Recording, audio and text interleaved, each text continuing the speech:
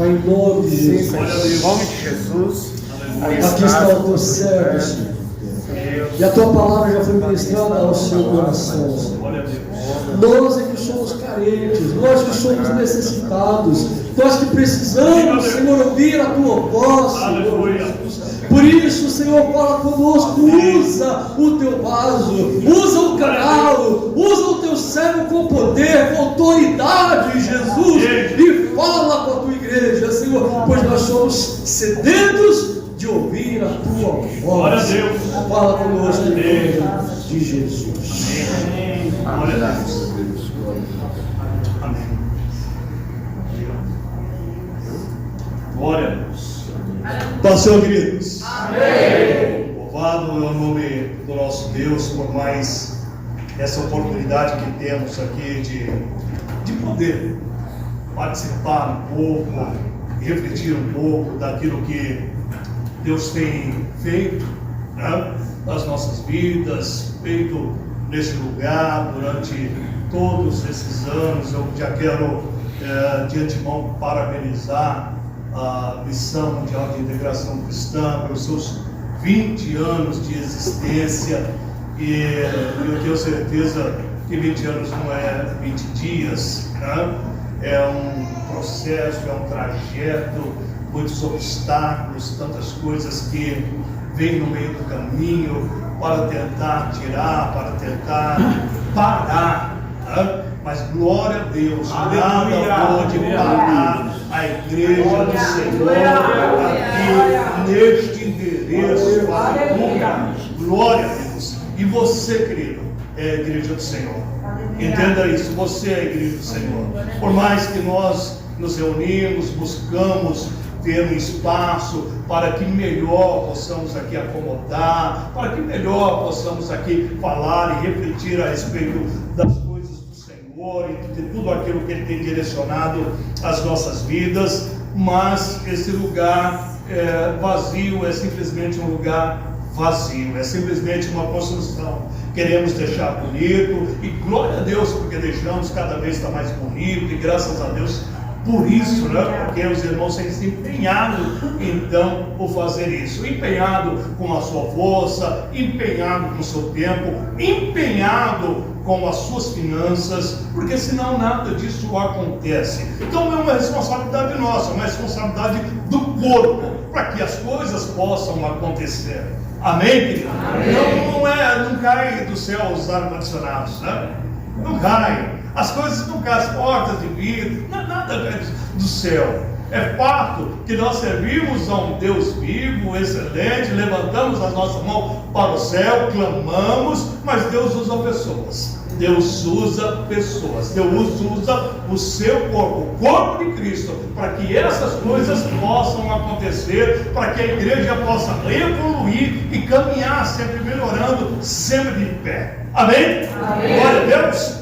E é muito bom, porque nem sempre foi assim. Eu estava lembrando aqui, quando nós começamos, eu tive o privilégio de iniciar esse ministério também, fazer parte, né, ser cofundador, juntamente com o pastor Moacir, a pastora Dalva, a missionária Dalva, e é fato, começou ali na sala dele, do outro lado da rua. Então a gente juntava ali para orar, é ali que a gente orava, é ali que a gente fazia e tal. E com muita persistência, insistência do pastor, podemos vir para esse lugar. Só que entrar nesse lugar ainda era algo muito brusco ainda, muita coisa tinha para se fazer. Não tínhamos cadeiras para fazer o culto. E aí eu fui pegar as cadeiras emprestadas com outro pastor amigo para trazer para cá, para juntar umas cadeirinhas aqui, para a gente poder fazer os nossos cultos aqui. E aí ficava um lado, o pastor Moacir botava um tapume ali do lado e falava: vem todo mundo do lado de cá, porque quem passa aqui vai falar: a igreja está cheia, todo mundo aqui está, fica todo mundo desse lado, o tapume fica do lado vazio. Estratégia, estratégia. E louvado nosso Deus, querido, que hoje nós podemos, sabe, depois de 20 anos, eu fiz parte dos primeiros 3 anos aqui desse ministério, pude estar por muitas outras vezes aqui, ministrando em alguns aniversários também, em algum outro culto, e é muito bom poder rever alguns irmãos e conhecer outros tantos que não faz parte aí da nossa caminhada, do nosso tempo. Então é muito bom poder cultuar com você aqui nessa noite, meu irmão, e que eu possa ser aqui uma palavra relevante para a tua vida, para a tua caminhada, para o teu amadurecimento nesses 20 anos. Amém? Amém? Amém? Você quer isso? Amém. Você quer receber isso sobre a tua vida? Aleluia! Então, querido, eu creio que Deus tem algo para falar conosco aqui. E então, estava ali lembrando durante o tempo que nós estamos aqui louvando a Deus, né?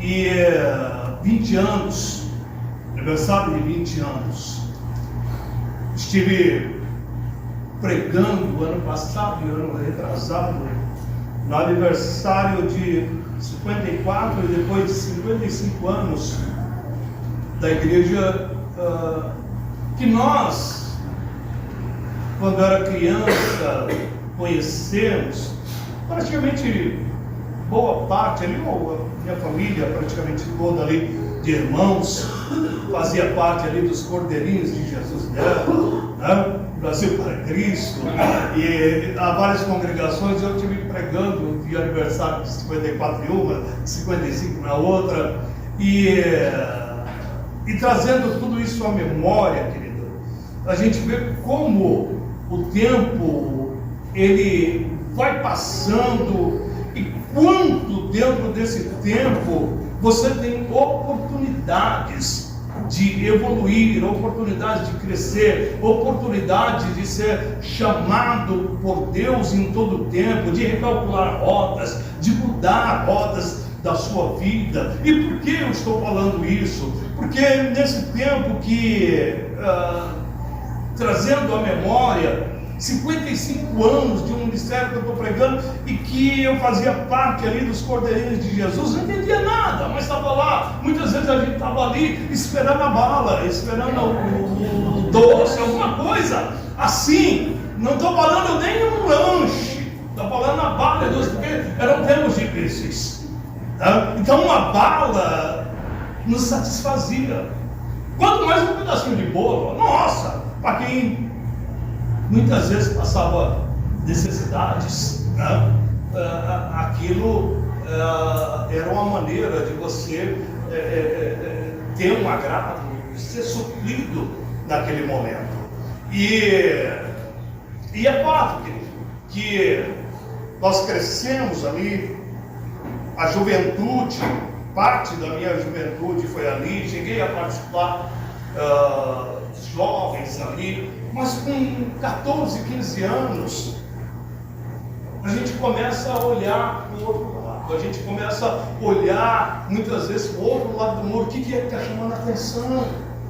É uma idade complicada, difícil, onde você começa a achar que você já está na tua razão, que você começa a criar os primeiros fios de bigode, e a gente já acha que é um homenzinho, e que já pode tomar as decisões por si próprio. Mas por que eu estou falando isso? Porque foi justamente nesse tempo, nessa idade, que eu me desviei, que eu saí dos caminhos. E é fato que a gente sabe por que quer, mas a gente coloca ou transfere a culpa para tantas outras coisas. Transfere dizendo que não tem atenção, dizendo que está faltando pessoas que possam nos dar a atenção, o amor que queremos ter, mas na verdade a gente que quer sair, a gente está procurando alguma coisa fora.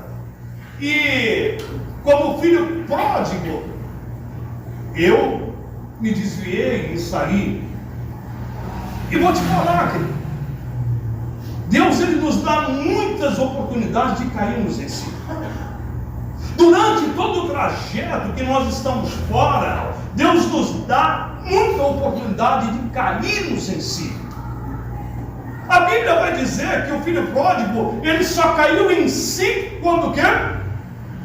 Quando ele já tinha vivido uma vida totalmente dissoluta, ou seja, irresponsável, quando houve fome na terra e ele havia perdido toda a parte da herança que ele tinha recebido, ou seja, que ele tinha feito questão que o seu pai a desse para ele, para que ele fosse viver a vida dele, porque ele dizia: eu quero viver a minha vida.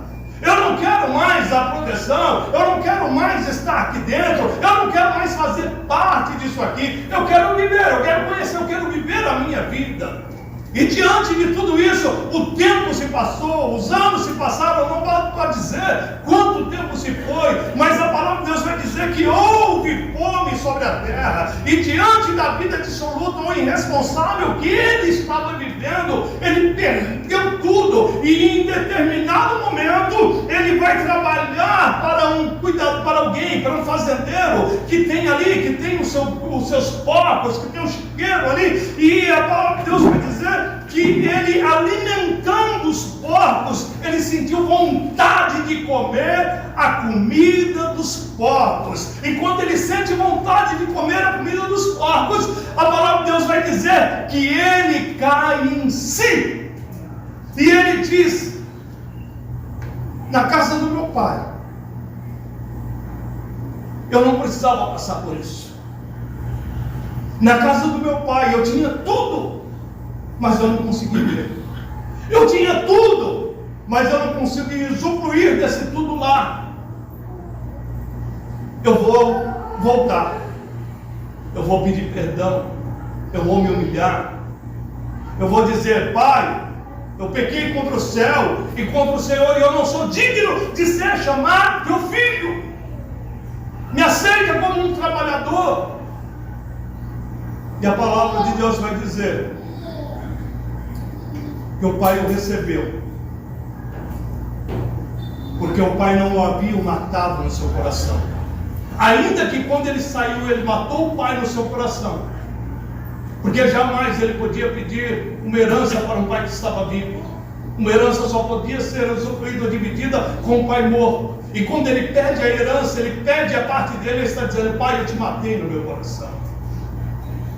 Mas o pai nunca matou o filho no coração. Por isso o pai o recebeu, o abraçou, o perdoou. Aleluia. E novamente se começou a sua história, porque ele reconheceu onde ele havia caído. E ele só podia levantar-se novamente, reconhecendo aonde ele caiu. E ele voltou aonde ele caiu. E de pé, ele foi colocado novamente. Aleluia. Então, oportunidades são nos dadas muito. Eu digo isso por quê? Porque eu falei como filho pródigo, querido. Porque foram muitas oportunidades que Deus também me deu de cair em si. Mas sabe quando eu caí em si? Depois de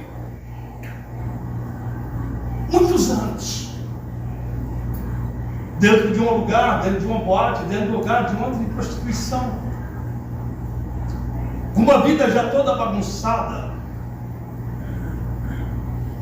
E ali, talvez eu já falei isso aqui algumas vezes, mas com certeza boa parte das pessoas que estão aqui não ouviram isso. E ali dentro daquele lugar, Deus me chamou.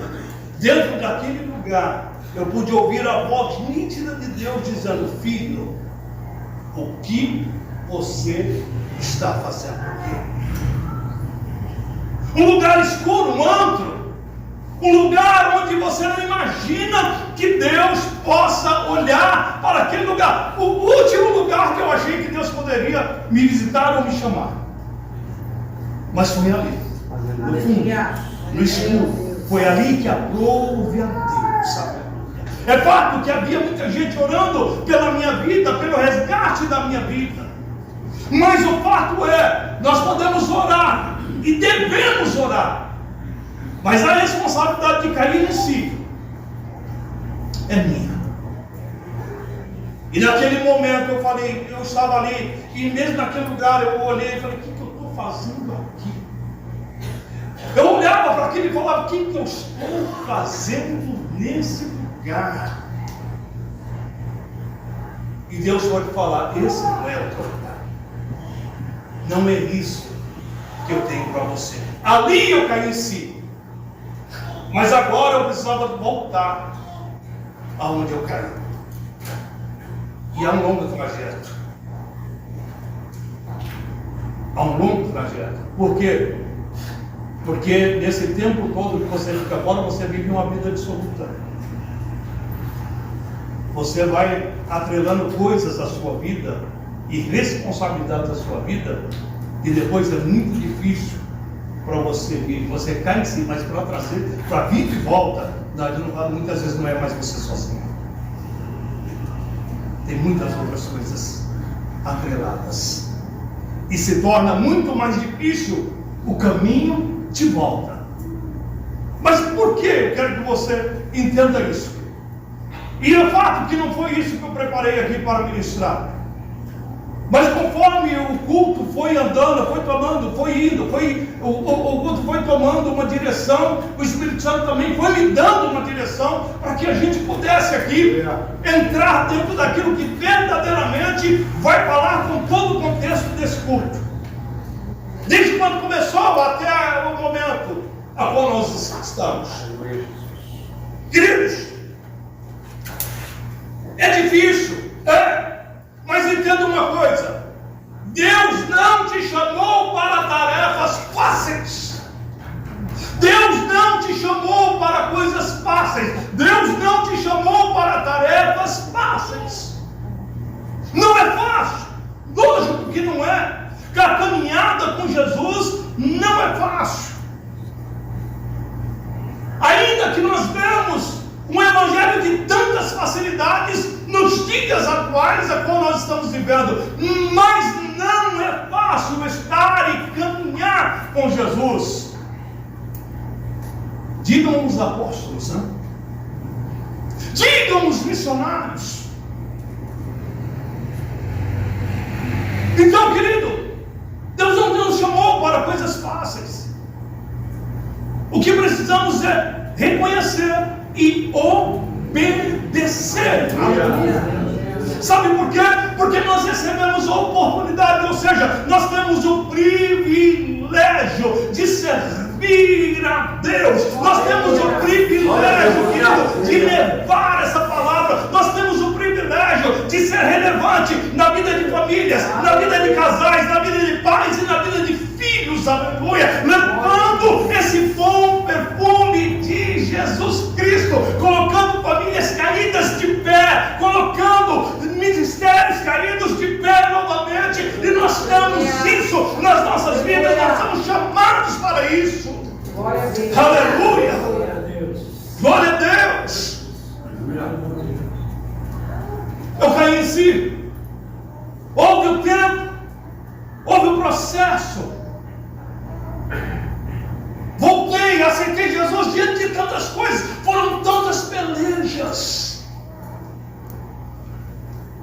O diabo falou no sentido de como é que ia me matar, que ia me matar. E foram tantas coisas. Voltei para Jesus. Comecei a caminhar novamente. Pude ver a mão de Deus sobre a minha vida, restaurando a minha vida, sendo levantado por Jesus Cristo.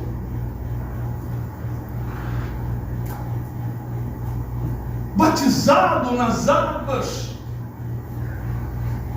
Mas com um ano que eu volto, exatamente um ano que eu havia voltado, Eu estou voltando do meu serviço e sofro um acidente de moto. Nesse acidente, eu colido com um veículo, com um carro, saio rolando no asfalto e quando eu ergo a cabeça, isso na Avenida do Estado, perto do metrô Dom Pedro, e quando eu levanto a cabeça, eu só vejo um caminhão, a roda de um caminhão vindo, e essa roda desse caminhão pega no meu capacete e começa a me levar, e ela começou a patinar na frente do meu capacete. Eu disse, meu Deus, minha cabeça não, e naquele momento a cabeça sai, mas o meu corpo, o meu tórax fica preso debaixo do eixo desse caminhão e me arrasta por alguns metros. E quando ele para, eu já não sentia mais nada no meu corpo. Eu lembro que naquele momento que nós estávamos ali, a gente não consegue contabilizar o tempo exato, porque tudo parece uma eternidade. E preso debaixo do eixo daquele caminhão, as pessoas pararam ali, os carros pararam, chamaram o resgate e tudo mais, e em determinado momento alguém falou assim, dá ré no caminhão. Aí a outra pessoa que está ali falou, não dá para dar ré, porque a perna dele está atrás da roda. E logo eu pensei, como eu estou aqui debaixo do eixo, perto da roda da frente, e minha perna está atrás da roda. A primeira coisa que eu pensei, eu falei, esse caminhão me cortou. E eles não estão querendo falar, porque eu não sentia mais nada. Então eu falei, ele me cortou no meio, e as pessoas não querem falar. E aí o desespero está ali, alguém fala, não dá, e não dá para ele, tem que esperar o resgate, e vamos esperar e tudo mais e tal. Querido, deixa eu te falar uma coisa. Naquele momento, o campo espiritual se abriu debaixo daquele caminhão. Glória a Deus. O campo espiritual se abriu debaixo daquele caminhão. E não se engane, quando o campo espiritual abre, você pode ouvir duas vozes. A do diabo e a de Deus. E você pode ouvir as duas, mas você vai ter que escolher com qual você vai ficar.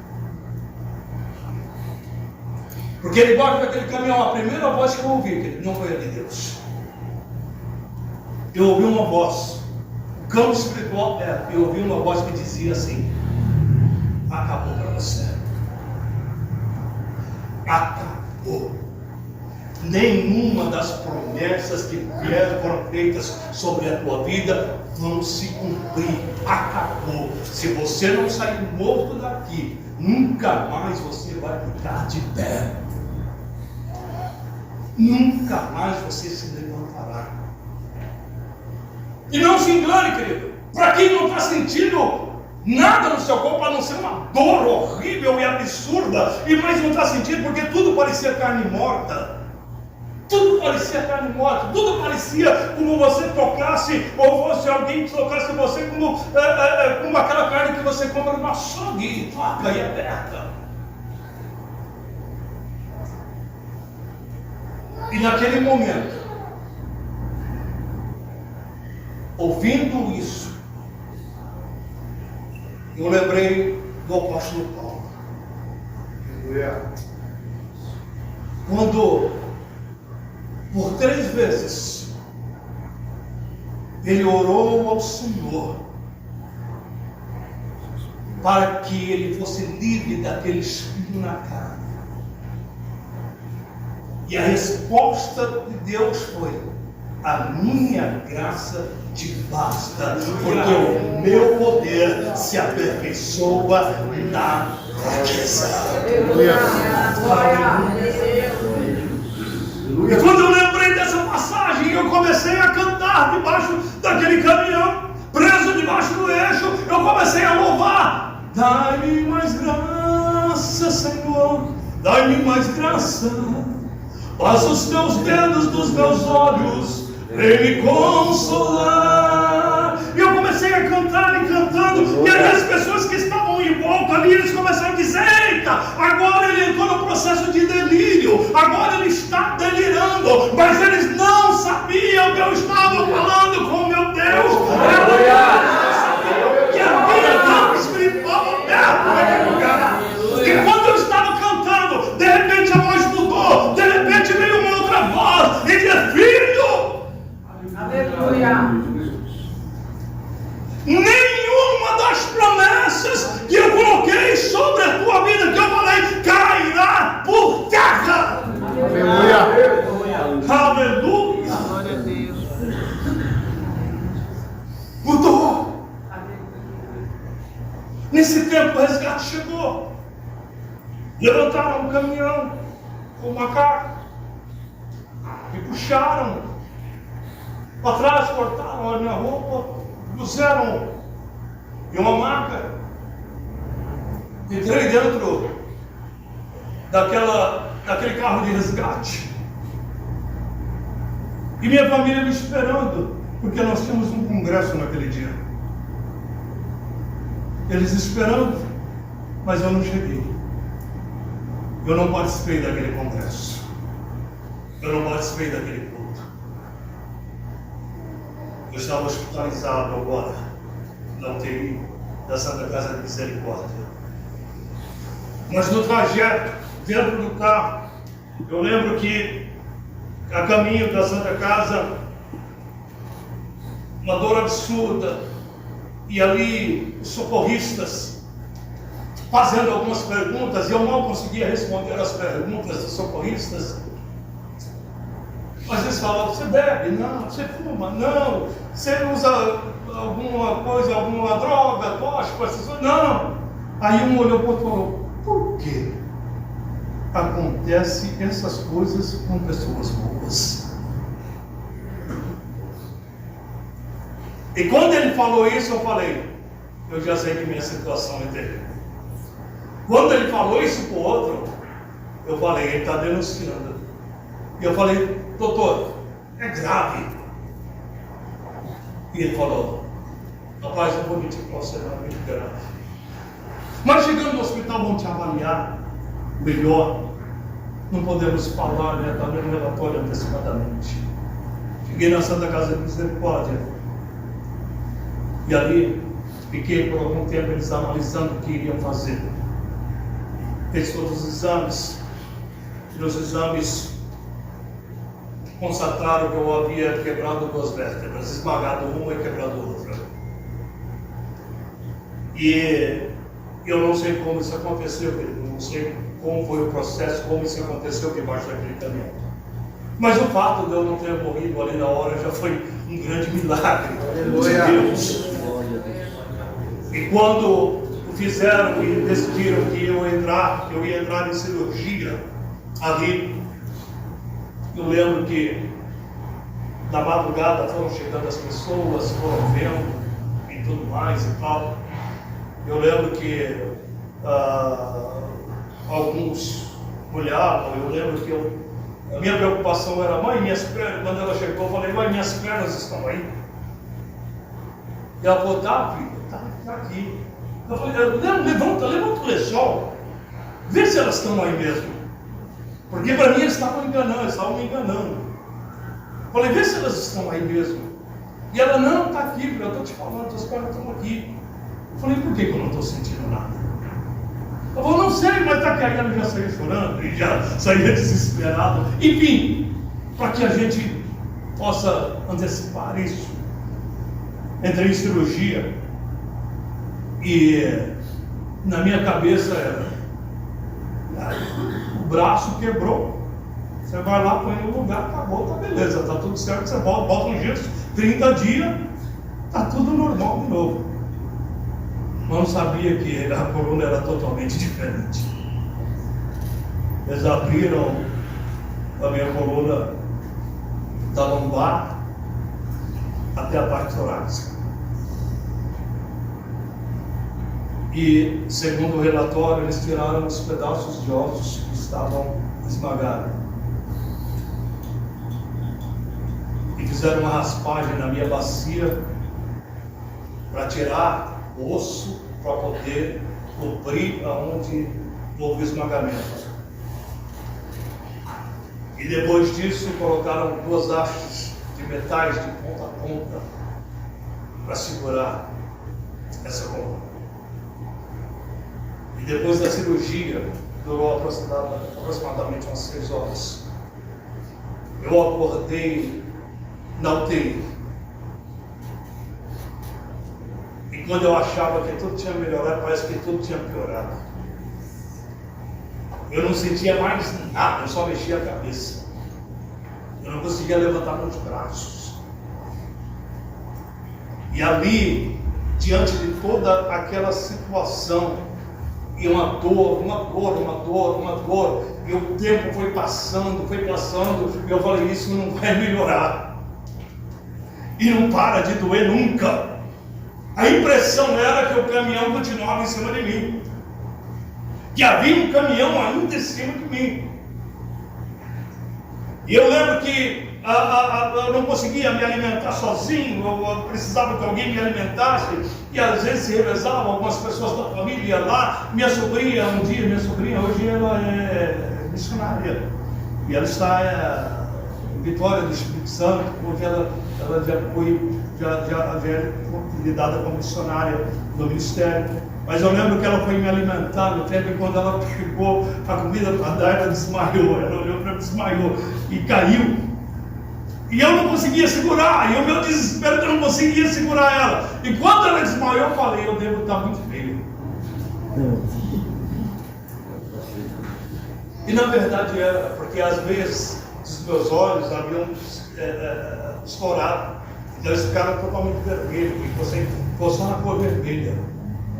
E eu, quando o caminhão a roda patinou, foi estourando as meninas dos olhos.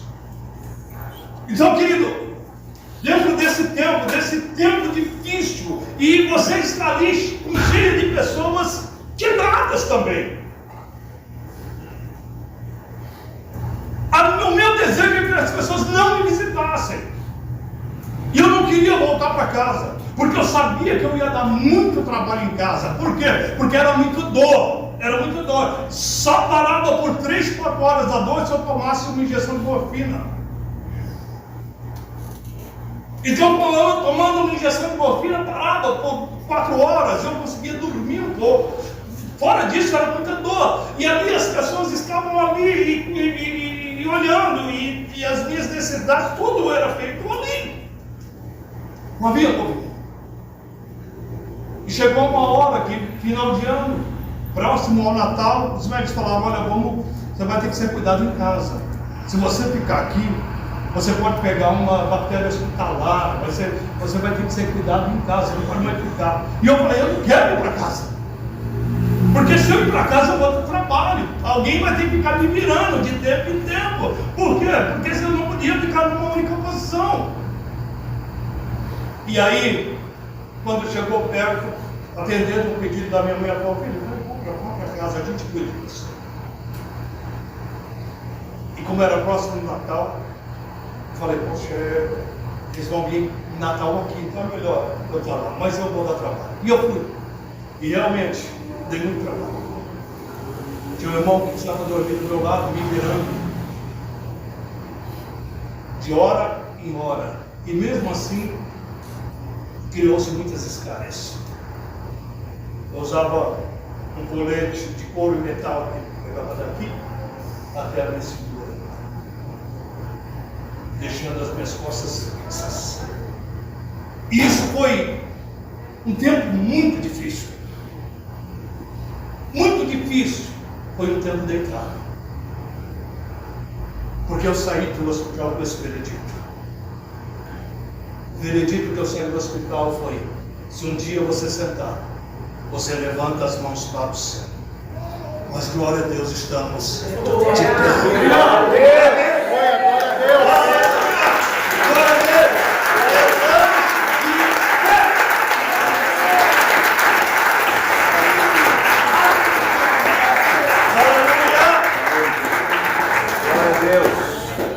Não é fácil. Há um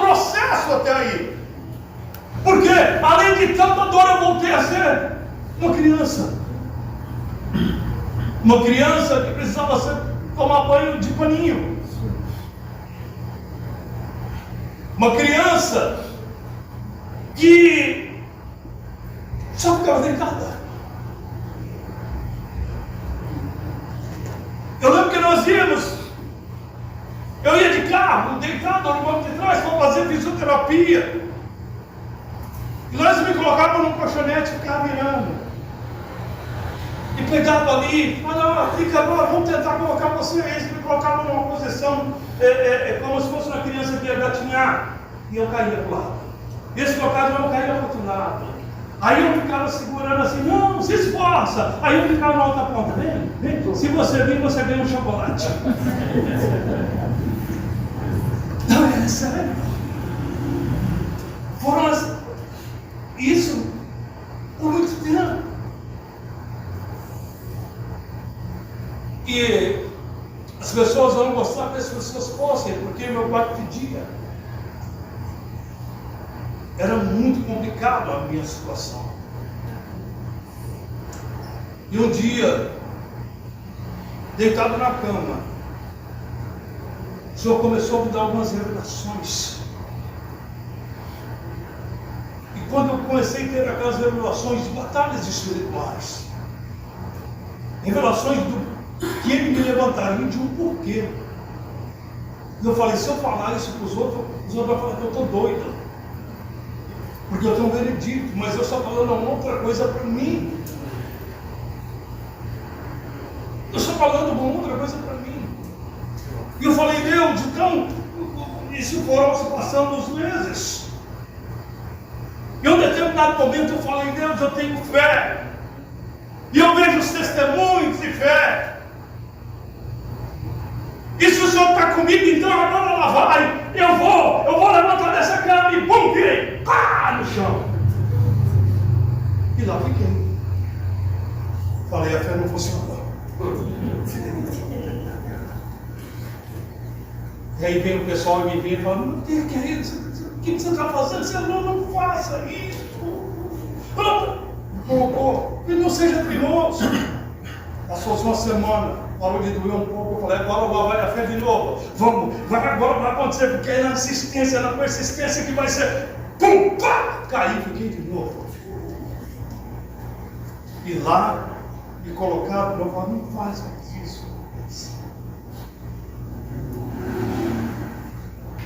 Mas às vezes a gente é um pouco teimoso. Pela terceira vez, eu me joguei no chão. Caí. Mas quando eu caí, eu já consegui me arrastar. E eu fui me arrastando até a sala. E quando eu me arrastei até a sala, eu olhei o sofá. Parecia uma montanha para escalar. E eu grudei naquele sofá e falei, eu vou sentar nesse sofá. Demorei uns 20 minutos, mas sentei. E eu estava fazendo almoço lá na cozinha. Quando ela chegou na sala, ela olhou, meu Deus! E começou a chorar. E começou a... Meu Deus! Passou-se mais um tempo. Eu falei, agora vai de novo. Eu tinha deixado a barba, eu falei, ninguém mais vai fazer, vai vir aqui e deixar minha barba toda errada, toda quadrada. Eu vou fazer a minha barba. E ela já estava grande por assim. E aí, toda torta. Estava bonita assim, escuro. Estava feio. E naquele dia eu fui me apoiando nas paredes. E entrei no banheiro. Peguei o prestobado e fiz a minha barba. Aleluia. Um dia, as pessoas iam me visitar, chegavam lá, eu falava, Deus falou que vai fazer algo tremendo na minha vida. Por quê? Porque eles iam fazer culto e eles me colocavam no colchão no meio da sala. E eu ficava com o colchão, com um lençol por cima, porque eu não aguentava o peso da roupa doía. E ali naquele colchão eles ficavam em volta, faziam o culto, cantavam, e eu só chorava. Então os irmãos sempre estavam ali visitando, eu não podia ir ao culto, mas eles iam lá. E quando eu comecei, mais ou menos que dá uma arrastada, dá uma levantada para lá. Você falou, poxa, o Gilberto, ele quer ir para o culto. Falaram para eles que eu queria ir para o culto. E eles vieram, então o cara lembra uma Brasília velha. Aí me pegaram nas pernas, me pegou nas costas, me puseram atrás daquela Brasília velha, e não, foram para a igreja, e lá estava preparado, lá no último banco, lá estava preparado a cadeira, aquelas cadeiras acolchoadas dos pastores do tempo, né? E estava lá preparado no último, e aí me colocavam lá e tudo, e era uma festa e uma alegria, e eu vi as pessoas ficar de cá, eu falei, Jesus, eu quero poder levantar aqui, eu quero poder levantar aqui, eu quero poder te adorar de pé aqui, eu quero poder levantar as minhas mãos aqui, e aquela festa, aquela alegria no culto, terminou, me colocaram de volta na Brasília, me levaram de volta, e eu lembro que aí tinha em casa tinha as muletas também, e aí eu peguei o meu irmão me visitar e tudo, e quando ele chegou lá para me visitar, contando as coisas, eu falei, cara, vou te falar um negócio, Deus falou que vai me levantar. Deus falou que vai me levantar e que eu vou pregar a palavra dele. E tudo ali ele falou para mim. Aí esse irmão olhou para mim assim e falou, ô Gilberto, deixa de ser sonhador. E aquilo foi como um soco no meu estômago naquele momento. Porque se tinha uma coisa que eu esperava dele, era ele falar, poxa, vai sim, vai acontecer, nós vamos. Mas ele jogou um balde de água fria. Mas o que eu quero te dizer, querido, é que o processo não foi curto, foi longo, foram muitas dificuldades, mas aquilo que Deus falou, aleluia, Ele cumpriu. E esse é o motivo de estarmos aqui pregando nessa noite, para você entender, aleluia, e refletir, querido, que Deus nos dá oportunidades, privilégios que nós não teríamos, para que possamos ser relevantes na vida de alguém. E eu entendo que a partir daí, querido, não tem sentido, a minha vida não tem sentido se não for fazendo isso que eu estou fazendo, se não for ministrando, se não for podendo levar isso, não há sentido, aleluia, tudo perde o sentido. Eu sei que eu ganhei uma nova oportunidade para poder fazer agora aquilo que Deus quer, para viver aquilo que Deus quer que eu viva, e não aquilo que antes eu queria viver. Entenda isso, querido, Deus te chamou para viver um propósito nessa terra. Ele tem um plano, Ele tem um projeto, aleluia, e Ele quer que você participe desse projeto. Ele está te dando o privilégio de participar do projeto dele nessa terra, aleluia. E quando nós entendemos isso, nós passamos a ver e a viver de outro jeito, e a olhar o mundo de outra forma. Sabe por quê, querido? Porque hoje nós vemos o que? Muitas pessoas, eles estão ali, numa mesa, está tudo errado, o negócio é, está tudo errado, e o que você vai fazer para acertar? Mas o que você fala, está tudo errado, isso aí está errado ali, o outro está errado ali, o outro está errado ali, aquele outro também está errado, aquele outro está errado, mas não levanta para fazer nada de diferente, não levanta para ser relevante em nada, mas só sabe apontar o que está errado. O que está errado Deus sabe. E Ele quer que você faça do projeto, que você faça parte do projeto dele, para fazer o que é certo, para fazer o que é correto, aleluia.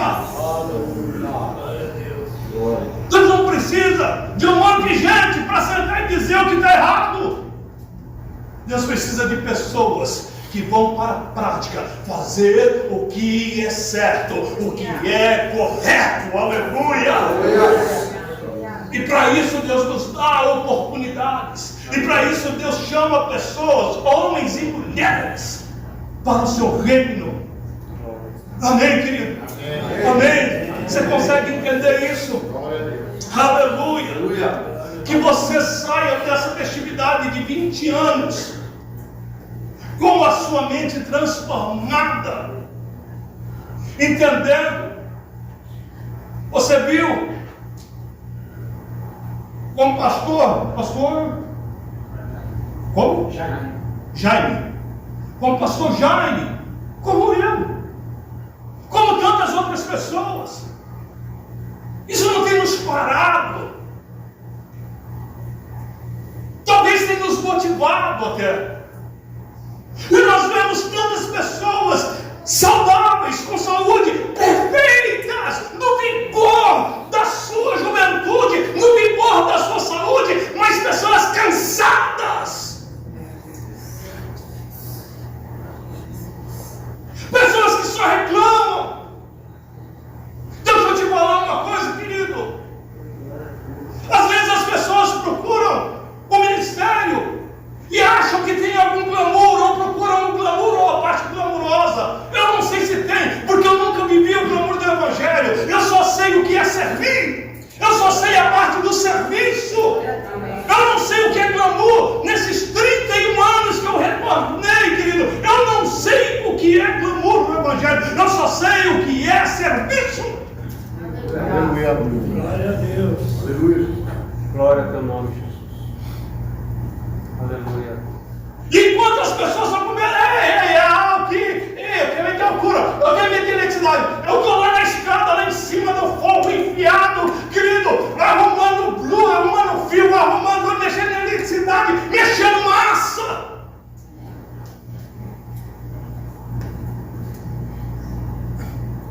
E você pergunta de pessoa cheia de saúde, você diz, ei, pesado, não sei. Eu tenho medo. É muito alto. Eu não sei o que.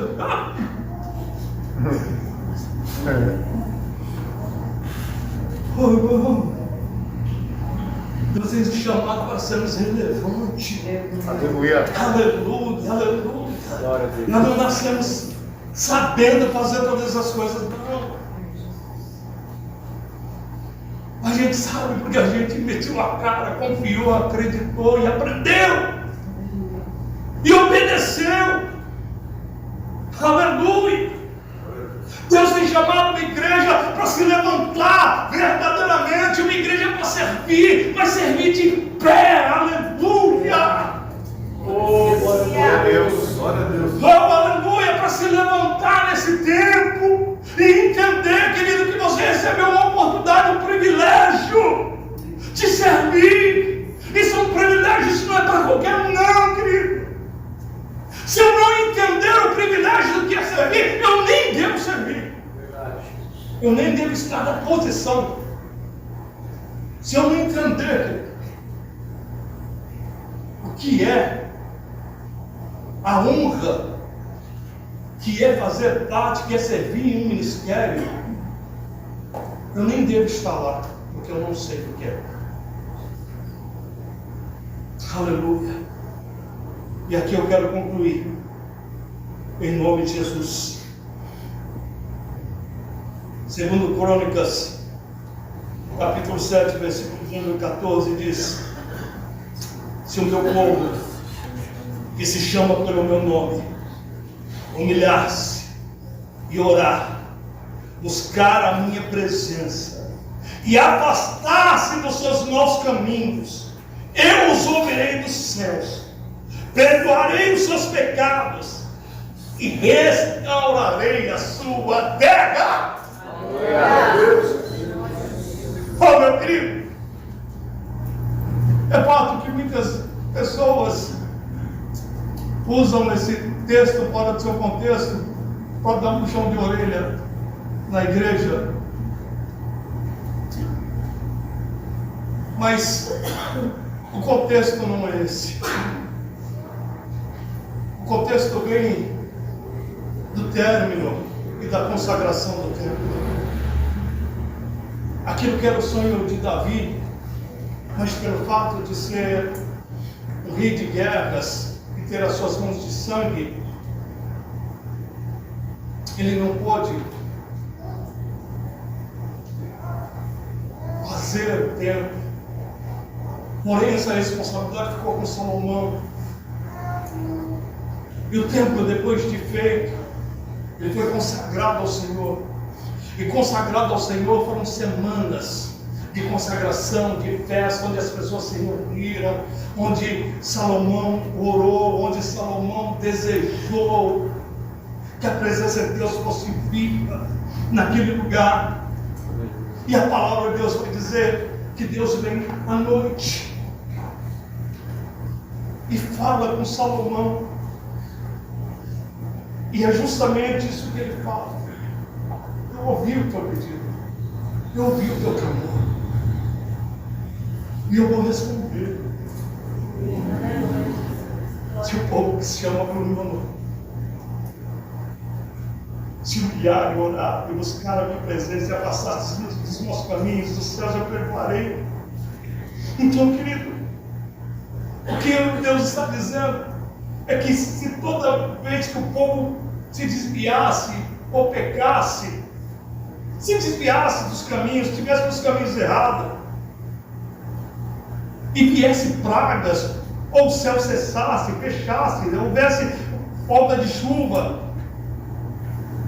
todavia, se houvesse arrependimento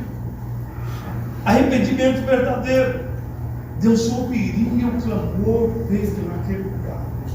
Deus está dizendo: olha, se o povo saísse, então, Salomão, se houver arrependimento, o povo se reunir nesse lugar e clamar, eu vou ouvir dele. Eu perdoarei. Aleluia. Você está entendendo que ele não é um puxão de orelha?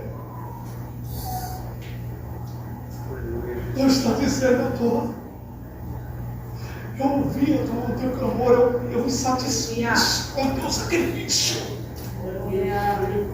E por causa disso eu vou responder.